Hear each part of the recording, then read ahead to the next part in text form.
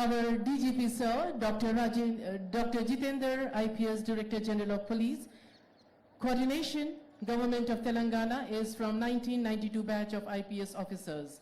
And sir is from Firozpur, Punjab.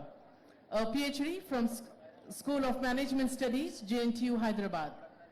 Sir worked as SP, Mehboob Nagar, Guntur District, as DIG, Vizag and Warangal Ranges, as additional CP, Traffic, Hyderabad City. Sir brought a lot of innovations like automated signals, traffic management systems, citizen center traffic management and cashless challan system in the entire Telangana, in fact, first time in the nation. Sir worked as additional DGP, Law and Order for Telangana. Sir has rich experience in maintenance of law and order issues, management and coordination with all CSP, SSPs in the state. Sir coordinated all other departments in Telangana, other states and Government of India. Sir worked as Principal Secretary to Government, Home Department as Home Secretary, looking after policy and administrative matters of various departments like Police, Fire Services, Prisons, Director of Prosecution, Sainik Welfare, Housing, Police Housing Corporation, Special Protection Force, Printing and Stationery, held full additional charge of DG Vigilance and Enforcement. And the medals, Sir received President Police Medal for Gallantry, President Police Medal for Meritorious Service, President Police Medal for Distinguished Services, and Internal Security Medal from Government of India. A hearty welcome to our DGP, sir. Your kind attention, please. Andarki namaskaram. Chinna Suchana. ముఖ్యమంత్రి గారు గౌరవ ముఖ్యమంత్రి గారు ప్రజాపాలన సందర్భంగా పతాకావిష్కరణ చేసిన అనంతరం జాతీయ గీతం బ్యాండ్ పోలీస్ బ్యాండ్ ద్వారా ఉంటుంది. దాని తర్వాత బాజు చెస్ చేసిన తర్వాత కంటిన్యూషన్లో స్టేట్ సాంగ్ జయ జయ హే తెలంగాణ వస్తుంది. సో ఈ రెండు కూడా నేషనల్ యాంథమ్ మరియు స్టేట్ సాంగ్ జయ జయ హే తెలంగాణ ముగిసే వరకు దయచేసి అందరూ నిలబడి ఈ రెండింటిని గౌరవించుకోవాల్సిందిగా కోరుతున్నాము. మధ్యలో మళ్ళీ సూచన ఇవ్వడానికి సమయం ఉండదు.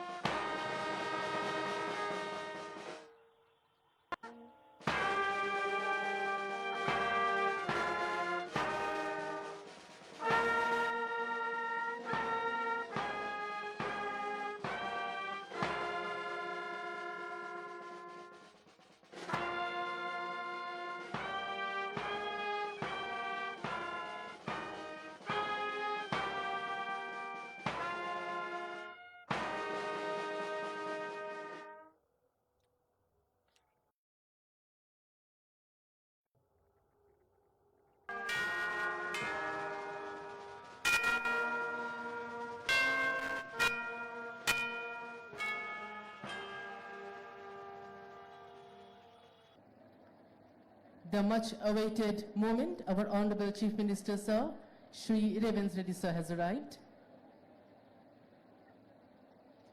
Samangat! General salute! Salame! Set!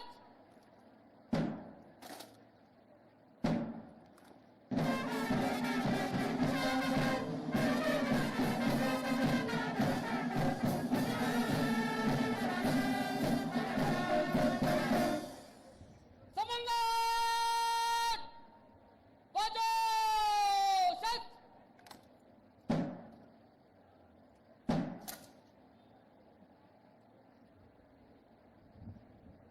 Ladies and gentlemen, kindly arise for the national anthem. Men in uniform will salute, others in southern position. Salame! Set!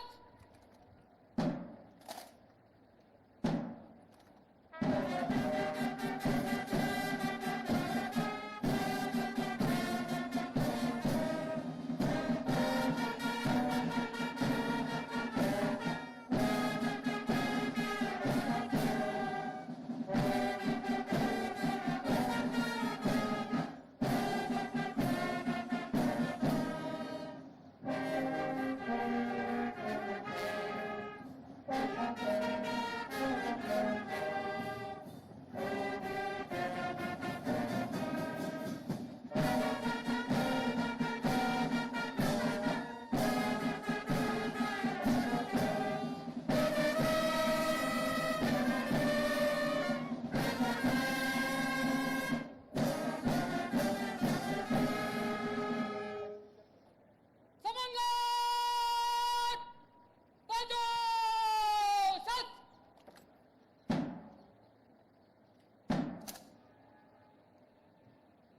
Kindly keep standing. State song begins. Be in southern position, please.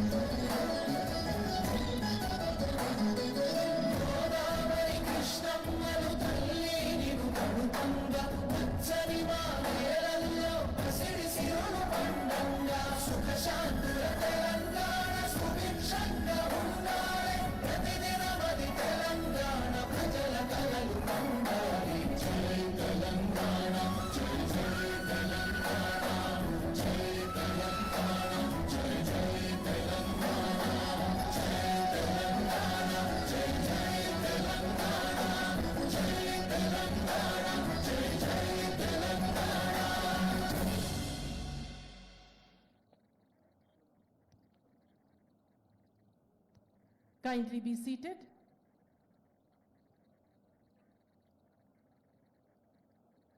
Commander pressure लेने के लिए अनुमति चाहता हूं श्रीमान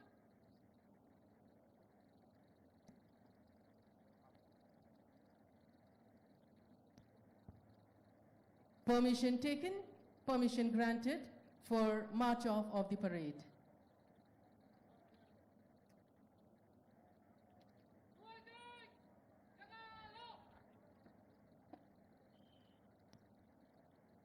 Command guard! Bagal! Just! Command guard! Daniel Boyek! Mut! Command guard! Daniel Vasai! Chal!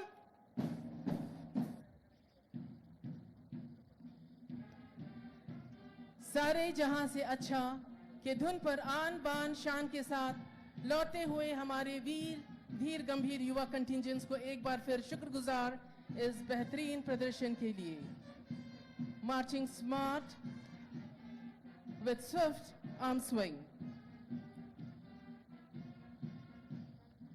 हम बुलबुले हैं इसकी ये गुलसिता हमारा की गूंज में परेड अपने मुकाम पर वापस जाते हुए. సుఖశాంతుల తెలంగాణ సుభిక్షంగా ఉండాలి. సుఖశాంతుల తెలంగాణ సుభిక్షంగా ఉండాలి. దేశానికి ఒక ఉదాహరణగా ప్రపంచ సమాజాలకు మార్గదర్శకంగా తెలంగాణ రాష్ట్రం ఉండాలని యువతను విద్యార్థుల్ని విజ్ఞాన నైపుణ్య క్రీడా రంగాల్లో నిరంతరం ప్రోత్సహిస్తూ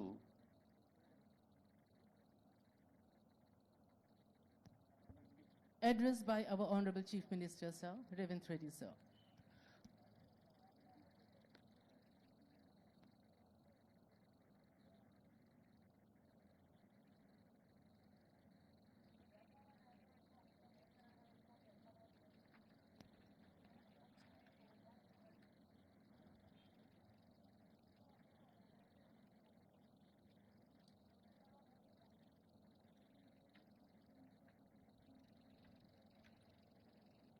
ఓ నిజాం పిశాచమా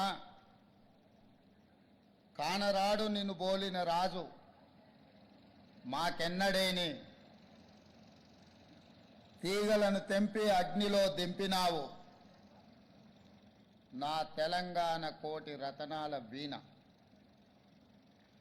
76 సంవత్సరాల క్రితం తెలంగాణ గడ్డపై రాచరికానికి నియంతృత్వానికి పెత్తందారితనానికి వ్యతిరేకంగా మహాకవి దాశరథి కృష్ణమాచార్య అక్షీకరించిన కవితానందం ఇది. అక్షర యోధులు ఒకవైపు, సాయుధ వీరులు మరోవైపు.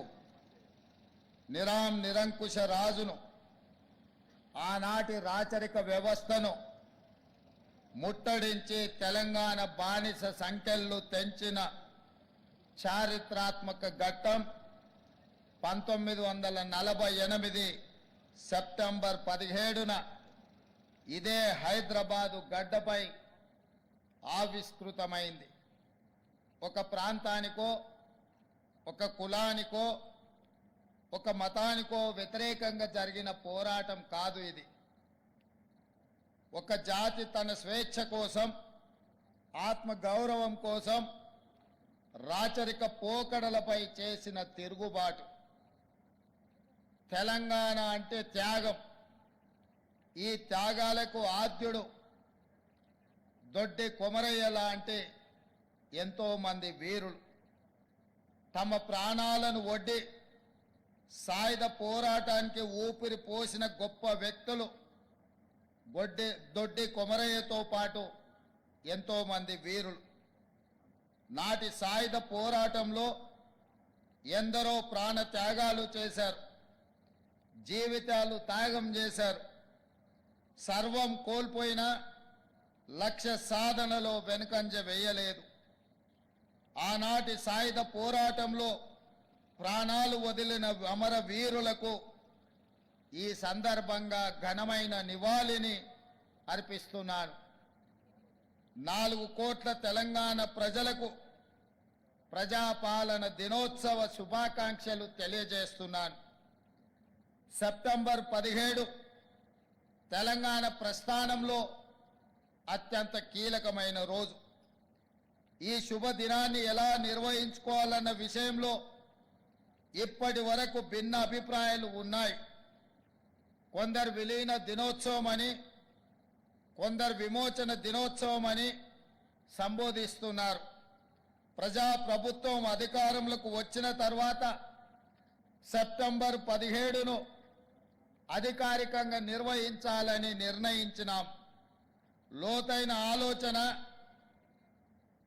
ప్రజాపాలన దినోత్సవంగా సెప్టెంబర్ 17న జరుపుకోవడం సముచితంగా ఉంటుందని మేమందరం భావించాం. సెప్టెంబర్ 17 1948 నాడు తెలంగాణ ప్రజలు నిజాం రాచరిక వ్యవస్థను కూలదోసి ప్రజాస్వామ్య ప్రస్థానానికి నాంది పలికారు. ఇది తెలంగాణ ప్రజల విజయం. ఇందులో రాజకీయాలకు తావు లేదు. రాజకీయ ప్రయోజన కోణంలో దీనిని చూడటం అవివేకం అవుతుంది.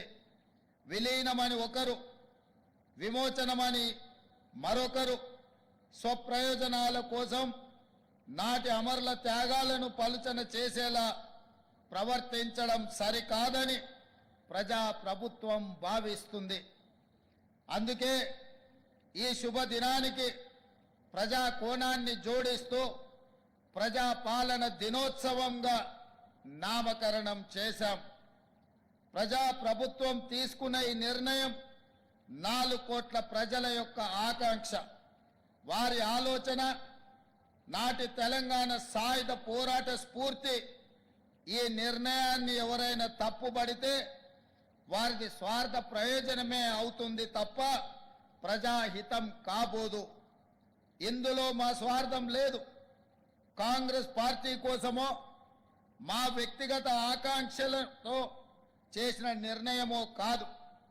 మనం జాగ్రత్తగా గమనిస్తే తెలంగాణ భౌగోళిక స్వరూపం బిగించిన పిడికిలి మాదిరిగా ఉంటుంది. పిడికిలి పోరాటానికి సింబల్. అంతేకాదు 5 వేళ్లు బిగిస్తే పిడికిలి. తెలంగాణలో అన్ని జాతులు, అన్ని కులాలు, మతాలు కలిసికట్టుగా ఉంటాయన్న సందేశం ఇందులో ఇమిడి ఉంది. ఈ ఐక్యతను, ఈ సమైక్యతను దెబ్బతీసే విధంగా సెప్టెంబర్ 17ను కొందరు వివాదాస్పదం చేసే ప్రయత్నం క్షమించరాని విషయం. బిగించిన పిడికిలి కొండలనైనా పిండి చేయగలదు. ఐక్యంగా సమైక్యంగా ఉండే తెలంగాణకు బిగించిన పిడికిలి ఉన్నంత శక్తి ఉంది. ఇది 4 కోట్ల ప్రజల పిడికిలి. ఇది ఎప్పటికీ ఇలాగే ఉండాలి. పెత్తందారులపై, నియంతలపై ఈ పిడికిలి ఎప్పటికీ పోరాట సంకేతంగా ఉండాలి. గడిచిన 5 ఏళ్లలో తెలంగాణ, గడిచిన 10 ఏళ్లలో నియంత పాలనలో తెలంగాణ మగ్గిపోయింది. ఆ బానిస సంఖ్యలను తెంచడానికి మాకు స్ఫూర్తి సెప్టెంబర్ 17. నేను పిసిసి అధ్యక్షుడిగా బాధ్యతలు స్వీకరించిన తర్వాత ప్రజలకు మాట ఇచ్చాము. తెలంగాణను నియంత పాలన నుండి విముక్తి చేస్తామని ప్రజలకు చెప్పాం. గజ్వేల్ గడ్డ మీద 2021 సెప్టెంబర్ 17 నాడు దళిత గిరిజన ఆత్మగౌరవ దండోర మోగించడం. 2023 డిసెంబర్ 3 నాడు తెలంగాణకు స్వేచ్ఛను ప్రసాదించడంలో మాకు స్ఫూర్తి నాటి సాయుధ పోరాటమే. మా ఆలోచన, మా ఆచరణ ప్రతిదీ ప్రజా కోణమే. అందుకే ఈ శుభదినాన్ని ప్రజాపాలన దినోత్సవంగా అధికారికంగా నిర్వహిస్తున్నాం. ప్రాణ త్యాగాలతో ఏర్పడిన తెలంగాణ రాష్ట్రంలో పాలన పారదర్శకంగా ఉండాలి, బాధ్యతగా ఉండాలి. ప్రతి నిర్ణయంలో ప్రజల కోణం ఉండాలి. అమరుల ఆశయాలు ఉండాలి, యువత ఆకాంక్షలు ఉండాలి. మేం బాధ్యతలు స్వీకరించిన క్షణం నుండి ఆ దిశగానే అడుగులు వేస్తున్నాం. 10 ఏళ్లలో విధ్వంసమైన తెలంగాణను సాంస్కృతికంగా, ఆర్థికంగా పునరుజ్జీవం చేయాల్సిన అవసరాన్ని మేము గుర్తించాము. తెలంగాణ సంస్కృతి అంటే మా ఇంటి సంస్కృతి, తెలంగాణ అస్తిత్వం అంటే మా కుటుంబం అస్తిత్వం అని గత పాలకులు భావించారు. తెలంగాణ జాతి తమ దయా దాక్షిణ్యాలపై ఆధారపడి ఉంటుందని భావించారు, భ్రమించారు. మన సంస్కృతిని, మన స్వాభావిక లక్షణాన్ని అర్థం చేసుకునే ఉద్దేశం వారికి లేదు. నిజాంనే మట్టి కనిపించిన చరిత్ర తెలంగాణకు ఉన్నదన్న విషయం వారు విస్మరించారు. మీ బిడ్డగా, తెలంగాణ గుండె చప్పుడు తెలిసిన వాడిగా అధికారంలోకి రాగానే సాంస్కృతిక పునరుజ్జీవనానికి నాంది పలికాము. ఉద్యమ కాలంలో తెలంగాణ ఆకాంక్షలను గలమెత్తి వినిపించిన అందశ్రీ రచించిన జయ జయ హే తెలంగాణ జననీ జయకేతనం గీతాన్ని మన రాష్ట్ర అధికారిక గీతంగా ప్రకటించి తెలంగాణ సాంస్కృతిక పునరుజ్జీవనానికి శ్రీకారం చుట్టినం. తెలంగాణ రాష్ట్ర సంక్షిప్త నామం టిఎస్ నుండి టీజీగా మార్చినం. ఇది కేవలం అక్షర మార్పు కాదు, ప్రజల ఆకాంక్ష తీర్పు. రాష్ట్ర పరిపాలన కేంద్రమైన సచివాలయంలో ఇటీవల తెలంగాణ తల్లి విగ్రహ ప్రతిష్టకు భూమి పూజ చేసుకున్నాం. డిసెంబర్ 9 నాడు మన తెలంగాణ తల్లి విగ్రహావిష్కరణ అంగరంగ వైభవంగా జరపబోతున్నాం. తెలంగాణ సాంస్కృతిక సారథి గద్దర్ పేరుతో సినిమా అవార్డులు ఇవ్వాలని నిర్ణయించాం. కోటిలోని మహిళా విశ్వవిద్యాలయానికి పోరాట యోధురాలు వీరనారి ఐలమ్మ పేరు పెట్టుకున్నాం. ఇలా ప్రతి ఆలోచనలో తెలంగాణ సాంస్కృతిక పూర్వ వైభవం దిశగా సాగిపోతున్నాం. గత 10 ఏళ్లలో రాష్ట్ర ఆర్థిక వ్యవస్థను కుక్కలు చెంపిన విస్తరిలా తయారు చేశారు. 7 లక్షల కోట్ల అప్పు, ప్రతి నెల 6,500 కోట్ల మేర అసలు వడ్డీ కలిపి బకాయిలు చెల్లించాల్సిన పరిస్థితుల్లో మేం బాధ్యతలు స్వీకరించాం. ప్రజలకు ఇచ్చిన మాట ప్రకారం 6 గ్యారెంటీలను అమలు చేయడం, ఆర్థిక వ్యవస్థను గాడిలో పెట్టడం ఒక సవాలుగా స్వీకరించాం. అప్పుల పునర్వ్యవస్థీకరణ ద్వారా పరిస్థితిని చక్కదిద్దేందుకు శాయశక్తులా ప్రయత్నిస్తున్నాం. ఆదాయ లీకేజీలు అరికట్టాం. కేంద్రం నుండి మన హక్కుగా రావాల్సిన ప్రతి పైసా తెచ్చుకోవడానికి గట్టి ప్రయత్నాలు చేస్తున్నాం. ఈ విషయంలో భేషజాలకు పోకుండా నేనే స్వయంగా పలుసార్లు ఢిల్లీకి వెళ్లి ప్రధానమంత్రితో సహా కేంద్ర మంత్రులందరినీ కలిసి వినతి పత్రాలు ఇస్తున్నాను. నా ఢిల్లీ పర్యటన మీద కూడా విమర్శలు చేస్తున్నారు. కాలు కదపకుండా ఇంట్లో సేద తీరడానికి నేనేం ఫామ్ హౌస్ ముఖ్యమంత్రిని కాదు, పనిచేసే ముఖ్యమంత్రిని. నా స్వార్థం కోసమో వ్యక్తిగత పనుల కోసమో నేను ఢిల్లీకి వెళ్ళడం లేదు. ఢిల్లీ ఏ పాకిస్తాన్లోనో ఏ బంగ్లాదేశ్లోనో లేదు. ఇది మన దేశ రాజధాని. ఫెడరల్ వ్యవస్థ రాష్ట్రాలకు కేంద్రానికి మధ్య అనేక అంశాలు ఉంటాయి. రాష్ట్రం నుండి మనం పన్నుల రూపంలో కొన్ని లక్షల కోట్ల రూపాయలు కడుతున్నాము. అందులో మన వాటా తిరిగి తెచ్చుకోవడం మన హక్కు. ఆ హక్కుల సాధన కోసం ఎన్నిసార్లైనా ఢిల్లీకి వెళుతాము. ఇటీవల 16వ ఆర్థిక సంఘం ముందు గట్టిగా మన వాదనలను వినిపించాం. కేంద్ర పన్నుల్లో రాష్ట్రాలకు 50% వాటా ఇవ్వాల్సిందేనని డిమాండ్ చేశాము. మన రాష్ట్రాన్ని ప్రపంచ వేదికపై ఫ్యూచర్ స్టేట్ గా బ్రాండ్ చేస్తున్నాము. పెట్టుబడుల ఆకర్షణలో ఇదొక వ్యూహాత్మక ప్రయత్నం. ఇటీవల బేగర్ కంచె వద్ద 4th సిటీకి శంకుస్థాపన చేసుకున్నాం. మూసీ సుందరీకరణ అన్నది హైదరాబాద్ రూపురేఖలను మార్చివేస్తుందనడంలో సందేహం లేదు. ఈ ప్రాజెక్టు కేవలం పర్యాటక ఆకర్షణ మాత్రమే కాదు, వేల మంది చిరు మధ్య తరగతి వ్యాపారులకు ఒక ఎకనామిక్ హబ్ గా మారి దీన్ని మేము తీర్చిదిద్దబోతున్నాం. తెలంగాణలో యువ వికాసం కోసం ప్రజా ప్రభుత్వం ద్విముఖ వ్యూహంతో ముందుకు వెళుతుంది. ఒకవైపు గడిచిన 10 ఏళ్లుగా రాష్ట్రానికి పట్టిన మత్తును వదిలిస్తున్నాం.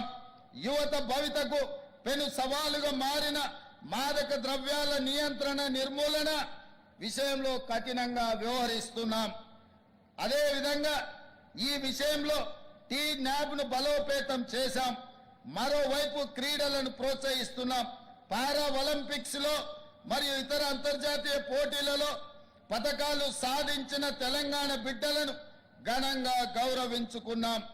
ఇటీవల ఇంటర్ కాంటినెంటల్ ఫుట్బాల్ పోటీలను హైదరాబాద్ లో నిర్వహించుకున్నాం. యంగ్ ఇండియా స్కిల్ యూనివర్సిటీ ఏర్పాటుతో యువతలో నైపుణ్యానికి పదును పెట్టి ఉపాధి ఉద్యోగ భద్రతకు భరోసా ఇవ్వబోతున్నాం.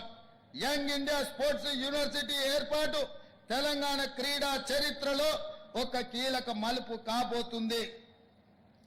క్రీడలు సమాజ వికాసంలో కీలక పాత్ర పోషిస్తాయని మేం బలంగా విశ్వసిస్తున్నాం. తెలంగాణ ఫ్యూచర్ స్టేట్ గా మాత్రమే కాదు, క్లీన్ స్టేట్ గా ఉండాల్సిన అవసరం ఎంతో ఉంది. నేను గతంలో చెప్పినట్టు ఆర్థిక సాంస్కృతిక పునరుజ్జీవం మాత్రమే కాదు, పర్యావరణ పునరుజ్జీవనం కూడా జరగాల్సిన అవసరం ఉంది. అందుకే హైడ్రాను ఏర్పాటు చేశాం. ఒకప్పుడు లేక్ సిటీగా పేరు పొందిన హైదరాబాద్ ఈ రోజు ఫ్లడ్స్ సిటీగా దిగజారిపోవడానికి కారణం గత 10 ఏళ్ల పాలకుల పాపమే. వాటి ప్రక్షాళన కోసమే హైడ్రాన్ ఏర్పాటు చేశాం. చెరువులు నాలాలను కాపాడుకోకపోతే భవిష్యత్ తరాలు భారీ మూల్యం చెల్లించుకోవాల్సిన పరిస్థితి రాబోతుంది. ఇటీవల కేరళలో ప్రకృతి విలయ తాండవం మనం చూశాము. వేలాది ప్రాణాలు ప్రకృతి ప్రకోపానికి బలైపోయాయి. ఈ పరిస్థితి హైదరాబాద్ కు రాకూడదు. హైడ్రా వెనుక రాజకీయ కోణం లేదు, స్వార్థం లేదు. అదొక పవిత్ర కార్యం, ప్రకృతిని కాపాడుకునే యజ్ఞం. దీనికి ప్రతి ఒక్కరూ సహకరించాలి. కొందరు భూ మాఫియా వాళ్ళు పేదలను ముందు పెట్టి హైడ్రా లక్ష్యాన్ని నీరుగార్చే ప్రయత్నంలో ఉన్నారు.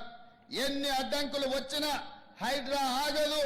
హైదరాబాద్ భవిష్యత్తుకు హైడ్రా గ్యారంటీ ఇస్తుంది. ఇది నా భరోసా. ప్రజలను సహకరించాల్సిందిగా నేను కోరుకుంటున్నాను. ప్రజా సంక్షేమం విషయంలో కాంగ్రెస్ కు మంచి ట్రాక్ రికార్డు ఉంది.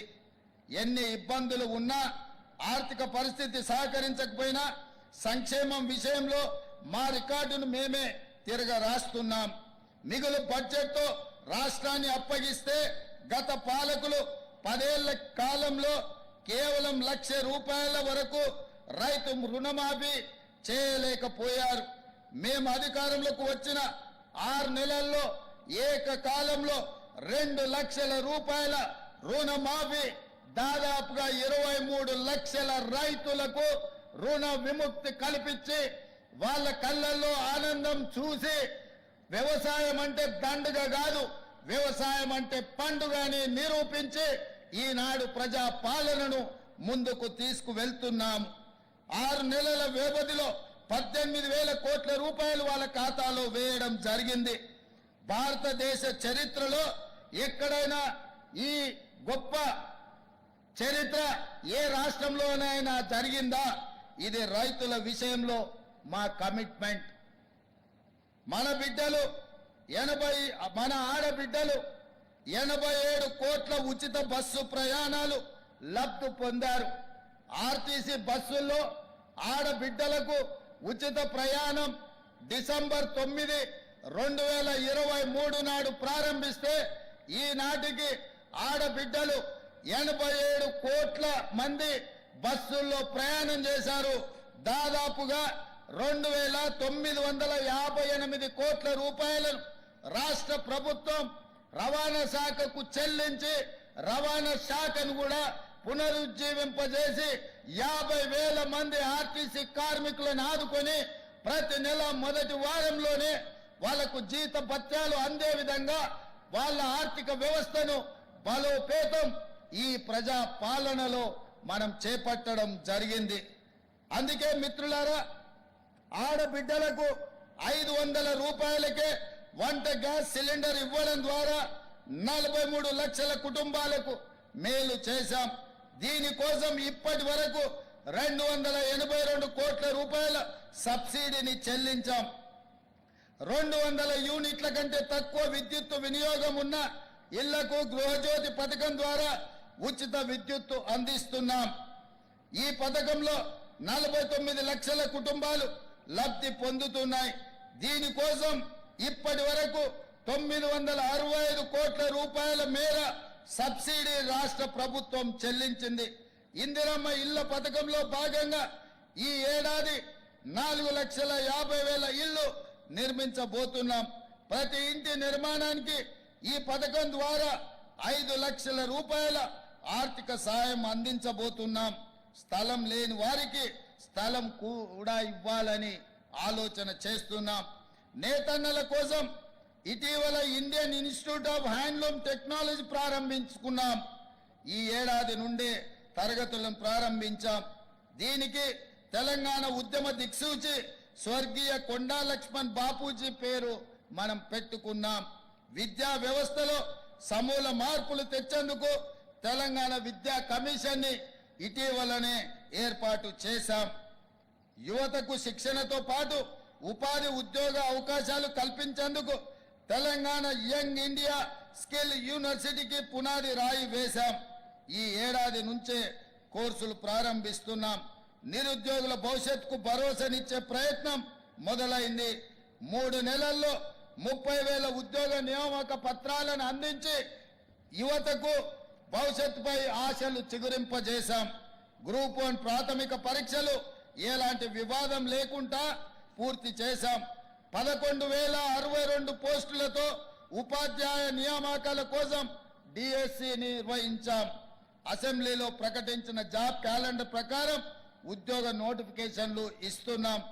ఆడబిడ్డలను కోటీశ్వరులను చేయాలన్న సంకల్పంతో ఇందిరా మహిళా శక్తి పథకం ప్రారంభించాం. వచ్చే 5 ఏళ్లలో 63 లక్షల మంది ఆడబిడ్డలకు 1,00,000 కోట్ల రూపాయలు రుణాలను ఇవ్వాలని ఈనాడు సంకల్పించాం. మా మేనిఫెస్టోలో చెప్పిన విధంగా గల్ఫ్ కార్మికులు ఎవరైనా విదేశాలలో మరణిస్తే వారి కుటుంబానికి 5 లక్షల రూపాయలు ఇవ్వడానికి రాష్ట్ర ప్రభుత్వం నిర్ణయం తీసుకున్నది. గల్ఫ్ కార్మికుల పిల్లలకు ఎక్కువ ప్రాధాన్యతనిస్తూ ప్రభుత్వ గురుకులాల్లో ఉచిత విద్యను అందివ్వబోతున్నాం. గల్ఫ్ కార్మికులు మరియు ఇతర దేశాల్లో పనిచేస్తున్న మన వారి సమస్యలు వినడానికి మరియు సత్వర పరిష్కారానికి ప్రజావాణిలో భాగంగా ప్రజాభవన్లో ప్రవాసీ ప్రజావాణి కేంద్రం ఏర్పాటు చేయబోతున్నాం. వీటితో పాటు గల్ఫ్ కార్మికుల సమస్యల అధ్యయనానికి మరియు వాటి పరిష్కారం కోసం ఒక కమిటీని వేసి దీర్ఘకాలిక ప్రణాళికలు రూపొందించబోతున్నాం. తెలంగాణ సర్వతోముఖాభివృద్ధికి, యువ వికాసానికి, మహిళా స్వావలంబనకు, రైతు సంక్షేమానికి, బడుగు బలైన వర్గాల సామాజిక ఆర్థిక ఉన్నతికి ప్రజా ప్రభుత్వం కట్టుబడి ఉన్నది. ఎందరో మహనీయుల త్యాగ ఫలం మన తెలంగాణ. పరిపాలనలో ప్రతి నిర్ణయం సందర్భంలో వారి త్యాగాలు మాకు గుర్తు ఉంటాయి. 4 కోట్ల ప్రజల సంక్షేమమే గీటు రాయిగా పరిపాలన ఉంటుంది. సెప్టెంబర్ 17 ఇకపై ప్రజాపాలన దినోత్సవం. తెలంగాణ ప్రజలే ఈ రాష్ట్ర ప్రస్థానానికి నావికులు. వారి ఆలోచనలే మా ఆచరణ, వారి ఆకాంక్షలే మా కార్యాచరణ. అందరికీ ధన్యవాదాలు. జై హింద్, జై Telangana. Thank you, Honorable Chief Minister, sir. Kindly arise for the national anthem. The band would be playing the national anthem.